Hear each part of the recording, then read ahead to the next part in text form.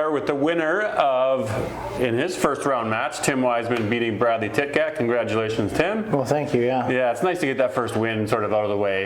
It was a tougher one. It wasn't the highlight reel match that we've seen, but at the end of the day, it's a win, right? Absolutely. I think I got a little lucky. You know, Brad started off really well, and then I think the 7th frame and 8th frame were the two big ones, right? And he punched and didn't get more than 13, and then he ripped the 3-pin and through the hole. And I knew I had a chance if I just did something in 8 to get to a point. And then I said, I got 2 frames to get one more, right? Yeah. Because that total was kind of out of the reach at that point, right? So you kind of had to grind for that one more frame. So. And is that the mentality? Is that just you know, presented the opportunity, you have to take advantage of it? Again, you win a couple of frames, and you also, at some point in time, frankly, got to get lucky. Yeah, you got to get a little lucky, right? And I guess the big thing was I looked after half, and it was 2-3 for him.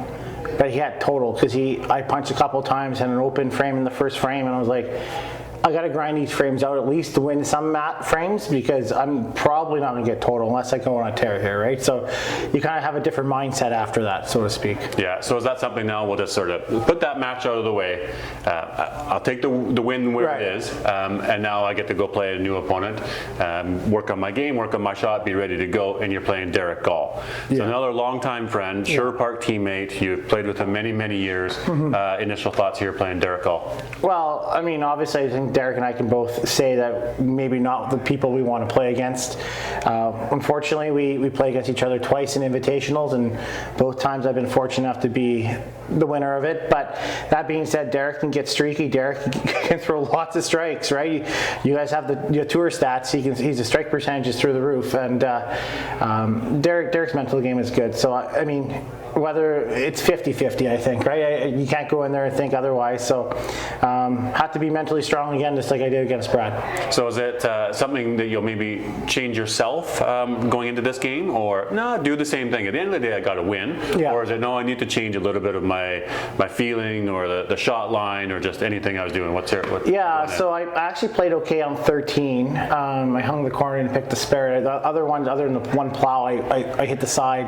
14 I struggled with a little bit. I made an adjustment, and I was really stupid enough where I stood in 13 where I was sitting in 14. So I mean, I think we'll figure it out. I mean, you only have 10 frames to figure it out, or less than that, right? So we'll find a line and hope for the best. Yeah. Well, it's a treat watching. Yeah. Obviously, you know, supporting the Wisemans continue going on in your home center. So best of luck to you. Put on a good show. Thanks, DB.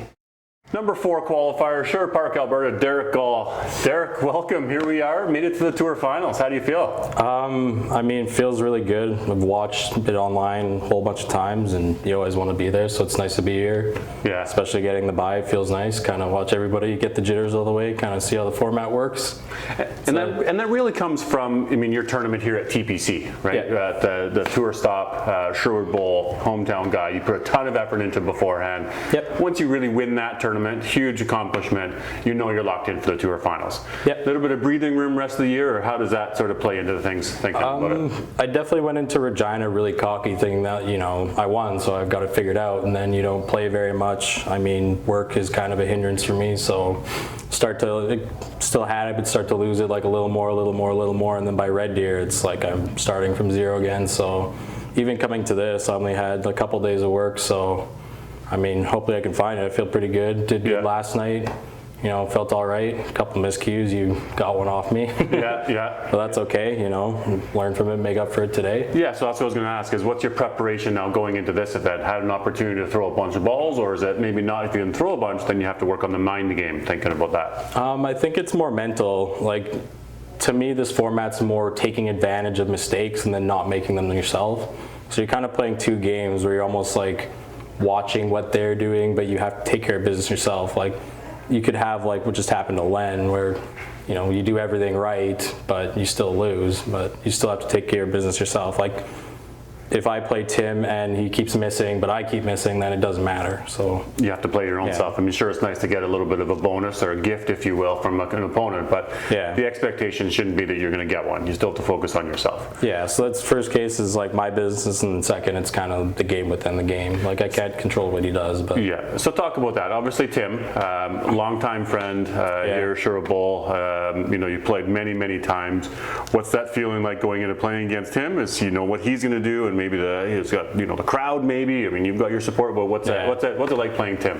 I mean, the concern for me is that I can be a slow starter. I'm more like a longevity player than like throw a big one like some of these guys are. I mean, I still have it in me, but it's definitely less frequent. So hopefully I can just do like one step at a time and ignore like a big streak or something and just throw a bunch of doubles. And yeah, well, that's what you say. It's about individual frames. Yeah. It's not. I mean, the total score comes into play, but it's really about the individual frames. Yeah, I just know that he can come out hot, so I got to be ready. I can't take a couple frames off. It's not like a 3-game match where you can kind of like ease yourself in. It's super serious from the first ball, and I think that's a tough mindset to get into, especially sitting and waiting for so long. You got to get it done. Chat about a little bit about your support network, people that are here maybe watching with you or looking to get that text from you or that information. Who sort of helped you along the way here? I've got my girlfriend here. She watched me win TBC. That was her first bowling experience ever, so she got spoiled. Yeah. I got some family here. My parents can't be here. They're in BC, so good for them. I'd rather be there. Yeah.